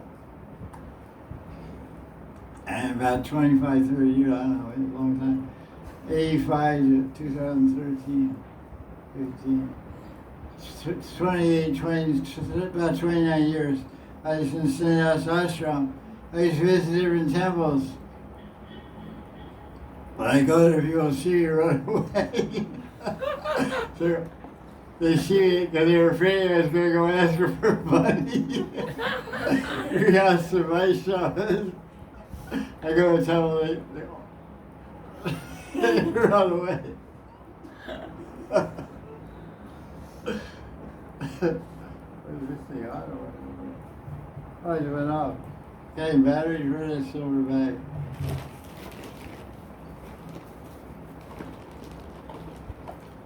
Anyway, that's an interesting question you asked. Can we see our friends from the other side? You can do that. They're pretty funny. Somebody made a mistake. Batteries, have batteries? Yes. They're all good.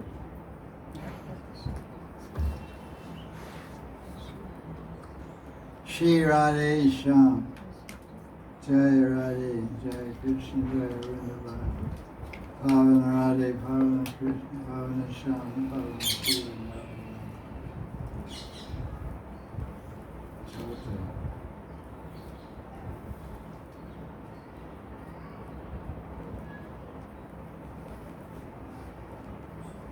Question.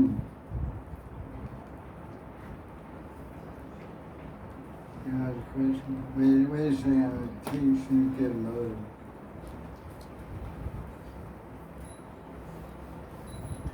Radhe.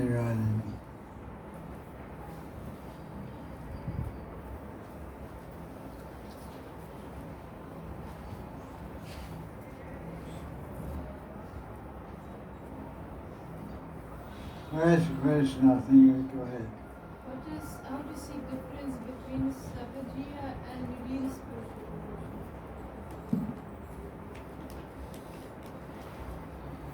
How to differentiate between a sadhya and real spiritual emotions?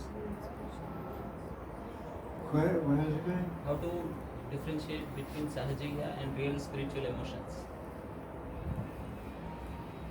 Question is how to differentiate between real spiritual emotions and sadhya.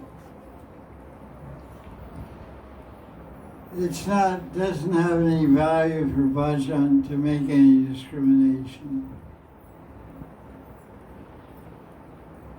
First of all, they have a phrase in English, it takes one to know one. So unless you're talking about spiritual emotions, romantic compassion, etc., that doesn't appear in one until you come to Bhava Bhakti. So if you're not a Bhava Bhakti, how do you know who's a Bhava Bhakti? The safest thing to do is respect everyone at all times and don't make judgment. Even Jesus preached in the Bible, judge not lest ye be judged. Don't judge others unless you want to be judged yourself. And in the 11th canto of Bhagavatam, it says, when you point out the faults of others, those faults come in you. There's a verse in the Bhagavatam, 11th canto. When you point out the faults, oh, this guy did this, that, those faults come in you. So I live by these three guidelines. Respect all, love all, serve all. So how to differentiate? The basic answer is you can't differentiate between a real McCoy and a fake one. That's an American expression. You can't really distinguish between a sadhya and a true Bhava Bhakti. It's very difficult. But then how to protect yourself that from becoming a sadhya? You might think that, oh, I'm feeling something, but it's maybe just not you. How to protect yourself from? Like you might think that I feel that it is just a material emotion. Like how not to get into this path. Okay, the question is how to gauge whether my experience is, whether my experience of ecstasies or whatever devotional experience I'm having, how do I measure whether that's genuine state of exalted consciousness? So the answer is, read a book called Madhurya Kadambini. Madhurya Kadambini by Vishnu Chakravarti with the commentaries of Anandas Babaji Maharaj. And you'll get punched in the nose. You get hit on the head. Because he describes the 6 symptoms of anishtita bhakti. Anishtita. There's no symptoms of bhav at the level of nishta, or ruchi, or sakti. So, symptoms of bhav, ecstatic symptoms, don't come to the level of bhava. So you can very clearly analyze where you stand by reading that book. Can we not have any emotions without nishta? Can we not have any feelings for God without nishta? Or it's just so... We have feelings. We have to experience ecstatic symptoms that are described at the level of bhava comes at when we attain the level of bhava, which means the descent of Shuddha Sattva. Shuddha Sattva descends from the spiritual, enters our heart. That's defined by the Siddhanta. But we're human beings, we have sentiments, we have feelings, and we direct them towards Krishna.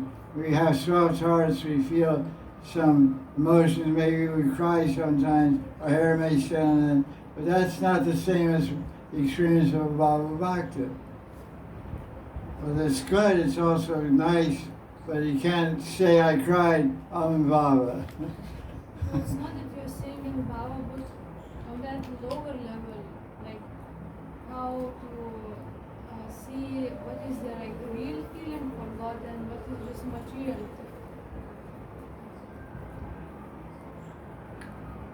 Don't worry about analyzing so much. Just do bhakti, whatever gifts come to you, just keep it to yourself. It says in Prem Bhakti Chandrika, any type of reciprocation one attains from the higher dimension, from the spiritual dimension, you keep that as your personal treasure. You don't go around beating a drum around the neighborhood, oh, I cried last time on Chan Chapa. I meditated, I cried. That's your private treasure. Because if you start advertising in the market, it means you're interested in pratishta, and frame will run far away from you.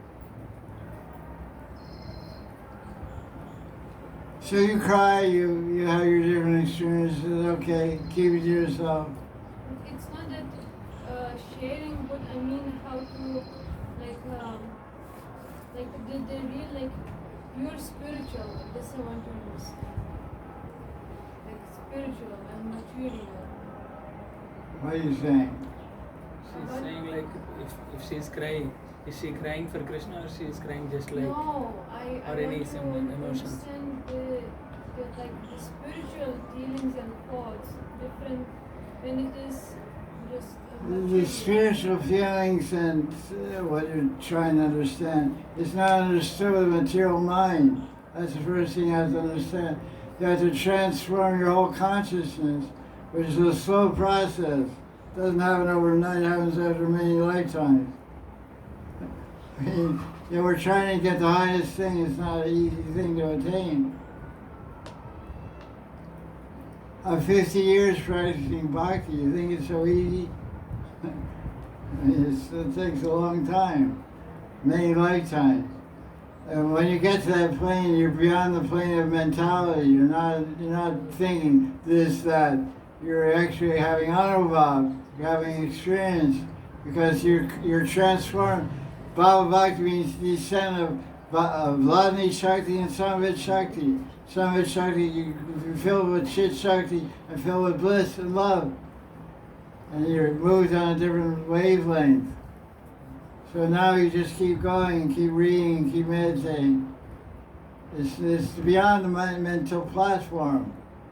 The spiritual platform it's not something you can mentally embrace like that.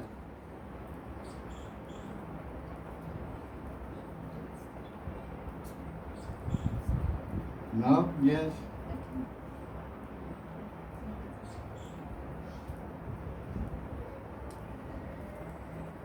What else? Any other questions? You're having questions? Baba, yeah. Can you give some general, some advice how to start and how to do smart? Like some simple maybe advice to do smart. Well, first of all, depends on where is the person has Sthira Pranali.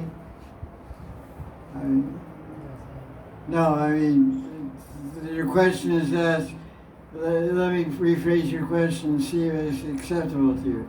If a person has a Siddhanta, what's the practical way to start doing smart? Is that what you want to say? Well, first of all, you were given a Siddhanta to enter that Siddhanta. So make that Siddhanta, you have to be, well, that's us. That's our reality.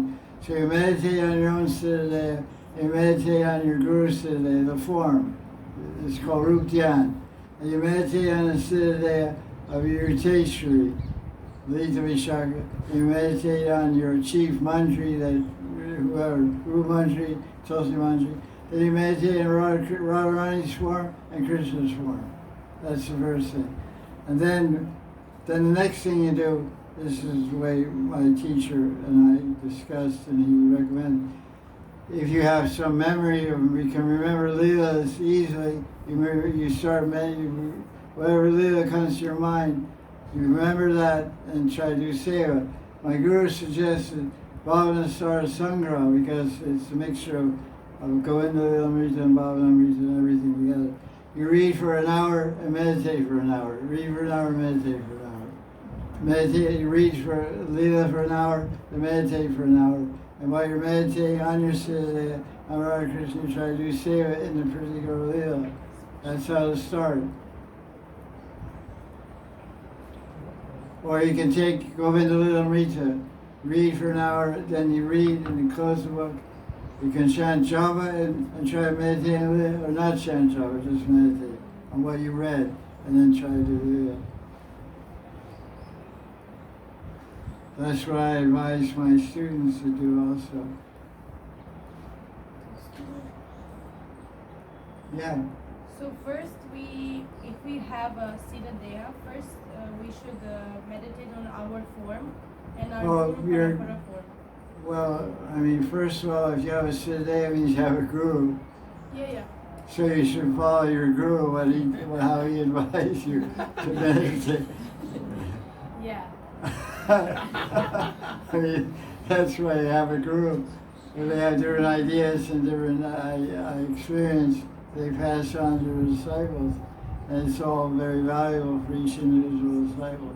But you want to review what I just said? Or? I'm just asking. I still didn't get it. I'm planning to ask my guru to give me. Okay, I'll tell you. You want me to review what I just said? What? Yeah. I'm just trying to remember what you You want to said. write it down or something? Yeah. I was writing it down. Okay, start writing. Okay. I am. You meditate on your own Siddhanta. Meditate on your Guru Rupasakhi, your Gurudev Siddhanta. You meditate on your chief manjari in your parivar, in your line. Probably be Rupa Manjari or Rati Manjari, Tulsi Manjari.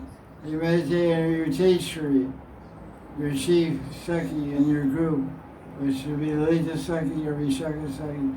You meditate around Radha and Krishna.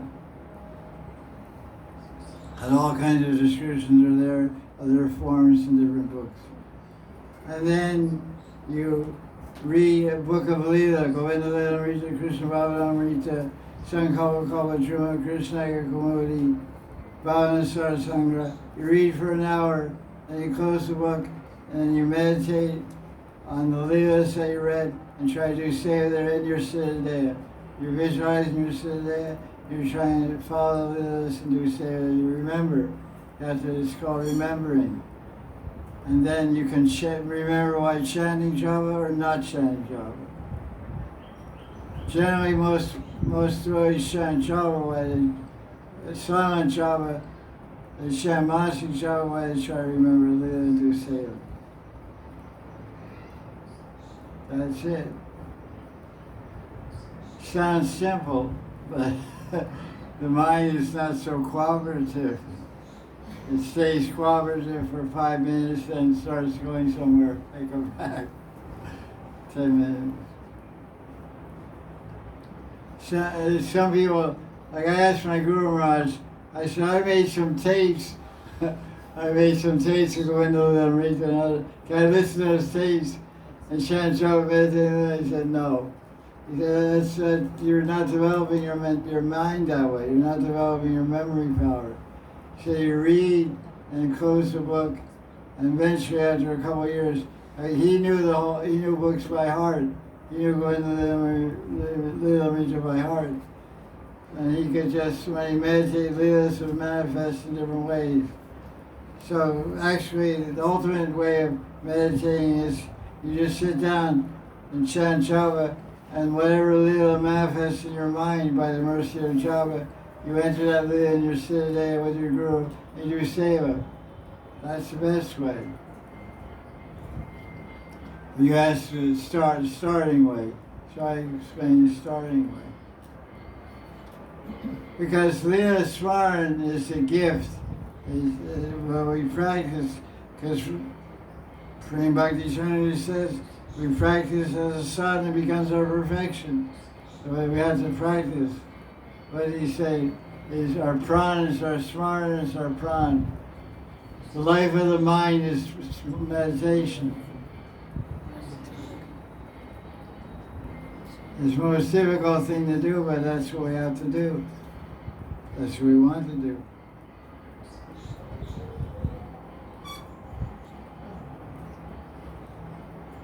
What time? I think it's time. I feel like it's time. 434. 434. Go slow when it's hot. Question. Yeah, Baba. This isn't really a spiritual question. Is there some point in summer that you switch to 4 p.m.? Does that happen? You switch later at some point? We have before, actually, reminded me we did that. 4 to 6 years. Because it's getting warmer, so I was curious when that might switch. Well, what's the idea?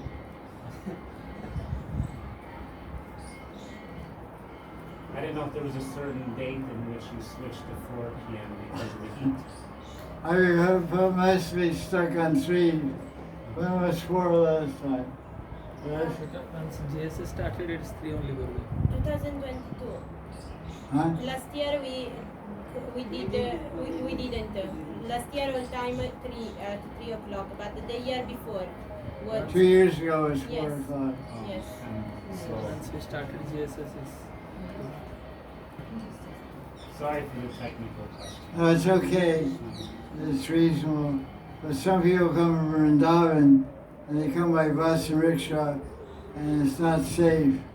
They leave at 6, it'd be dark when they're traveling at the rickshaw. And ladies or something, it's not safe. So I had to think of that Oh, also. that's a good reason. Yeah. It's so uncomfortable for everybody. I'm thinking of that actually. Safety factor. We're talking about this Swan, all these very high transcendental pure things. We're living in a dangerous material world. So we have to keep our feet on the ground also. Keep our head in the clouds, our feet on the ground. You know.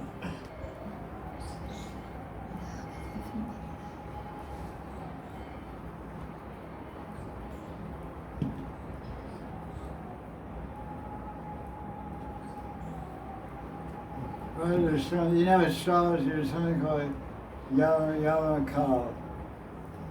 An hour and a half before sunset. it's not fixed. Yamakal is not. It is fixed for a month. It will be like that. Rahu Kal like. Not Rahu, Yama. Yamakal is. Yama. Yamaganda is. Huh? Yamaganda. I'm talking about Yamaraj. Yamaganda. Yes. Anyway. Yes. Questions? I thought it was 1.5 hours before sunset. Okay. Questions? Okay.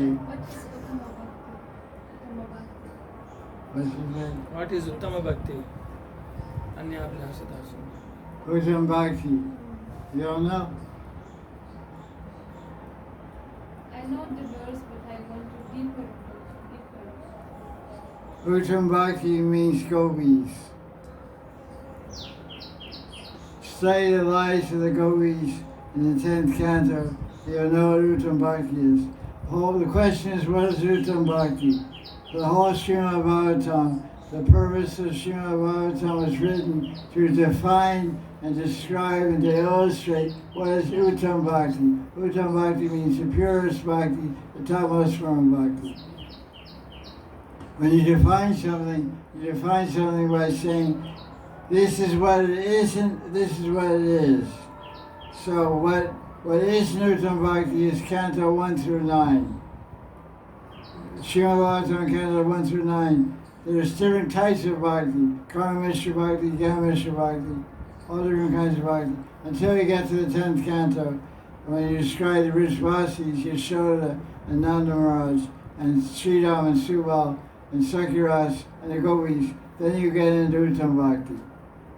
So in Uttam Bhakti you see that they transcend all attachment to the body. Uttam Bhakti means you don't consider dharma, ashram karma, dharma, anything. Duties, you have everything for Krishna's pleasure. You don't have any selfishness at all. You're completely selfless. Uttam Bhakti means everything for Krishna. For Krishna's pleasure, and I do it with a happy mind. I serve Krishna with a happy mind. Everything I do is for his happiness, for his pleasure. The very example of Uttam Bhakti is Radharani. So you see how Radharani gave up everything. She became completely dedicated to Krishna's happiness every minute. So we have to become like Radharani. She's the ideal worshiper, ideal devotee of Krishna is Radharani. So we have to study the life of Radharani. You want to know what Uttam Bhakti is? Read all the chapters of 10th canto and describe the gopis' dealings with Krishna. Then you'll know what Uttam Bhakti is. Chapter 21, Venu Gita. Chapter 29, Pranaya Gita. Chapter 31, Gopi Gita. Chapter 35, Yoga Gita. Chapter 39, Viraha Gita. Chapter 47, Brahma Gita. Then the contrast to Gopi's pure love with the pure love of the queens of Dwarka, read chapter 90, Mahishi Gita, with the commentaries of Vishnu. Read these Gitas and you'll know what is pure love. I know what is Uttam Bhakti. That's the whole purpose of it. Because the Gita means speaking, singing. So the Gopis are singing about pure love. They're singing what is pure love. And so you read their verses, you can understand what is Uttam Bhakti. We discussed, or we gave classes on Vira Gita, we gave classes on Veda Gita, now we're giving class on Gopi Gita every Saturday.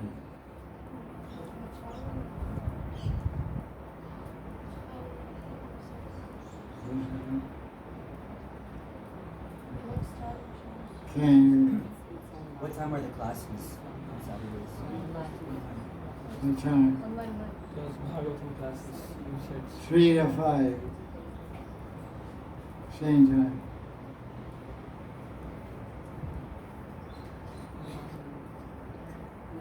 They're live broadcasts also, you can watch at home. Turn the AC on, watch it.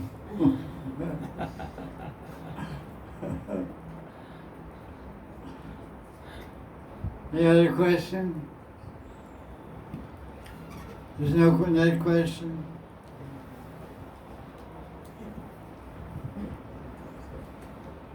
We're going to end class now. There's no questions. No sense sitting here.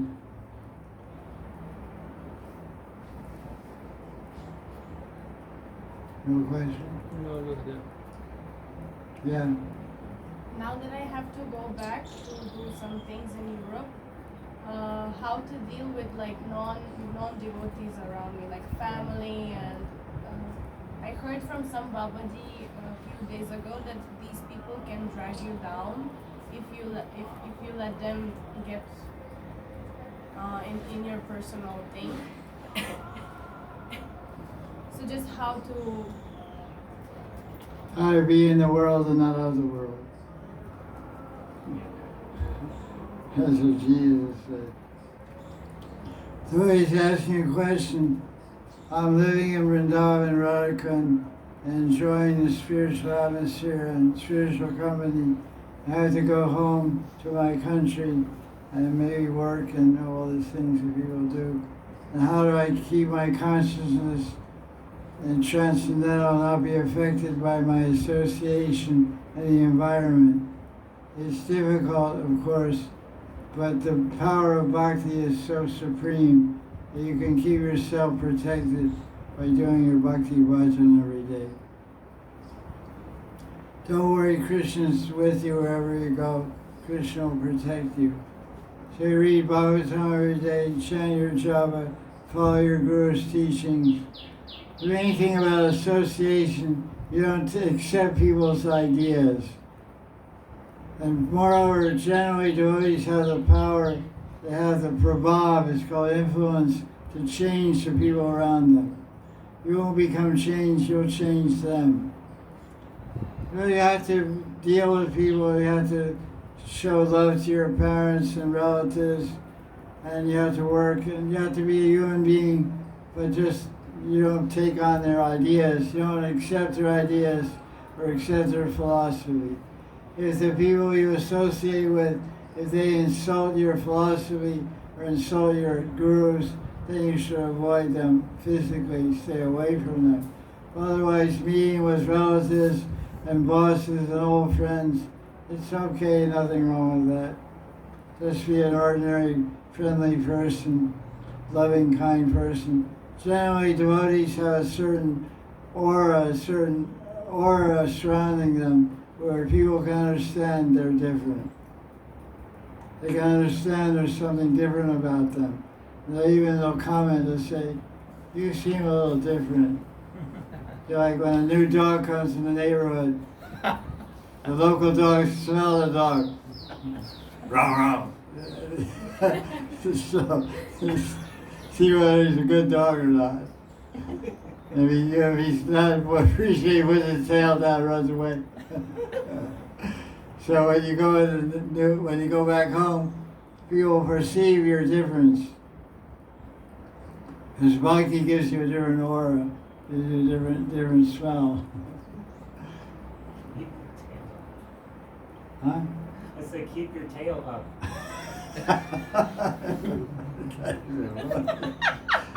Yeah, he's super funny. He's definitely from America. Keep your tail up. That's the sutra. The only thing you remember when you go home, I keep my tail up. Okay, you made it short and simple. Okay, I appreciate your eloquence. Keep your tail up. Okay, yeah, that's the bottom line. Keep your tail up. That's a good one. But I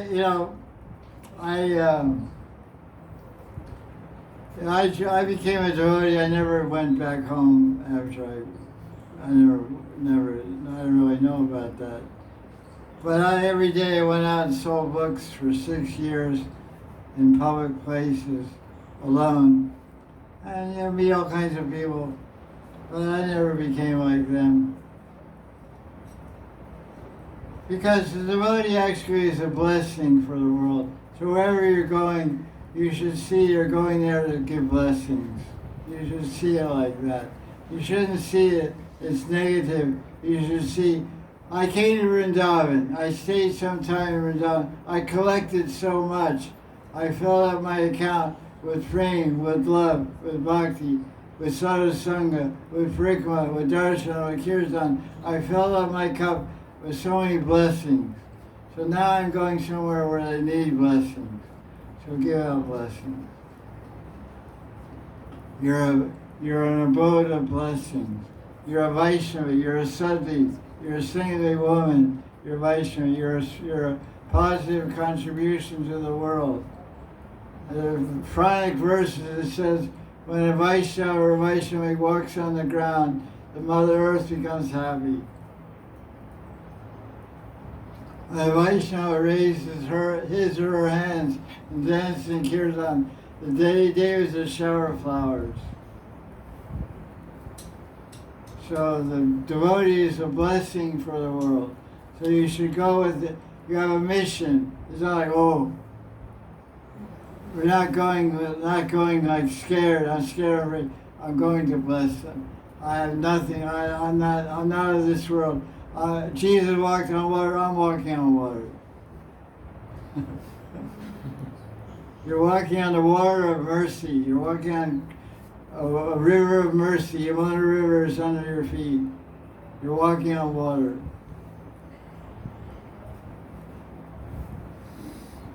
You should feel like that. I'm not part of this land. Well, you go whatever country, wherever you go. I'm from Vrindavan. Your heart never lays Vrindavan or Radha Kunda. So live out of your heart. Don't live out your feet are walking in whatever place. But you don't live in your feet, you live in your heart. So it's through your heart, through your eyes, and through your words, and through your energy. Go and give blessings.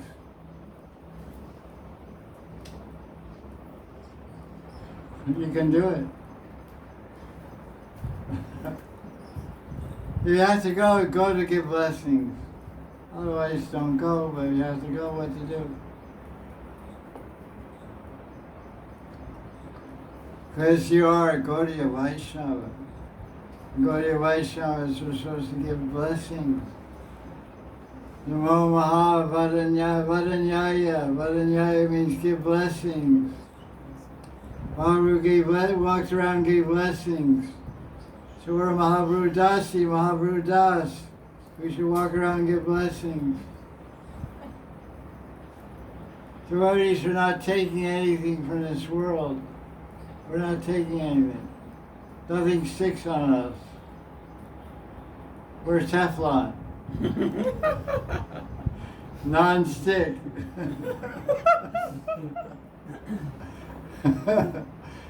So we go out in the world, nothing's going to stick on us. We're going to get other people, we'll get stuck on other people. Teflon coating. Non-stick frying pan. Jagannat's got one. Cooks a sushi one. I saw.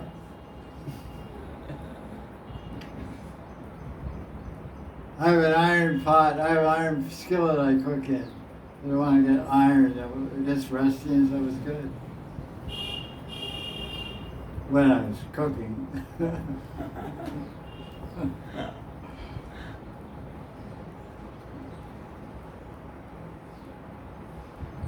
Okay, I think that's it. Thank you. I thank all you wonderful Vaishnavas and Vaishnavis who came to make this Sunday satsang a wonderful success and fun. I'm very happy to see all of you. You bless me with your darshan. I hope I see you again, especially my joker Babaji friend. He's a court jester. He's a great guy. Okay, Jaya Jaya Sri Radhe.